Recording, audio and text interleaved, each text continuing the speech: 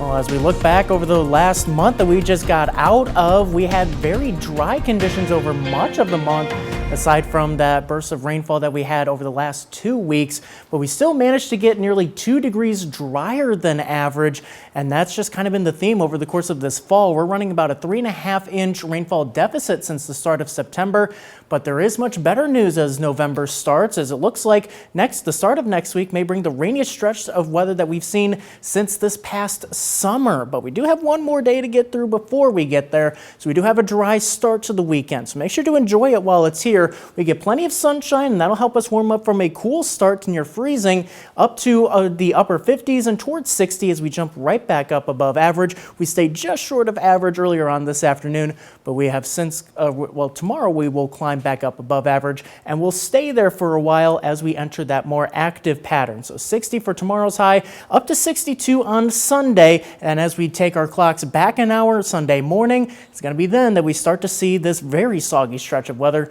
starting to take shape. So here's Future Track showing potentially a stray shower into Saturday night after about 10 o'clock or so. I think the best chances would be farther off to the north and west, may even miss us to the north and west completely, but otherwise we should be mostly dry until about after sunrise, again an hour earlier into Sunday morning. As you see, Future Track showing a large mass of rain beginning to move through as we head into Sunday morning. Steady rain at first, and then we'll taper off as we head into the afternoon and into the evening, turning to scattered showers and then drying up as we head into Sunday night.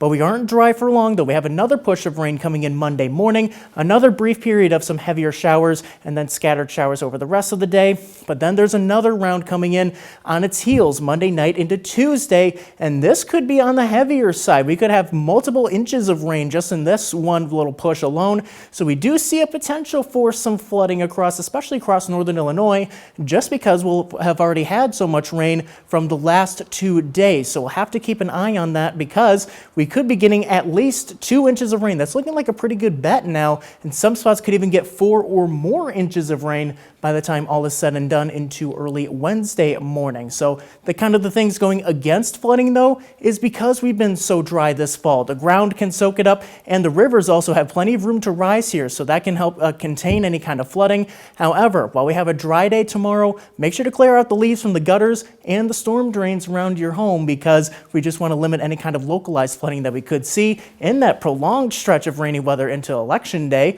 But in your most accurate 10-day forecast, we'll notice once we get out of the wet weather, we do cool off back to more seasonable levels before another push of rain may be coming in towards next weekend.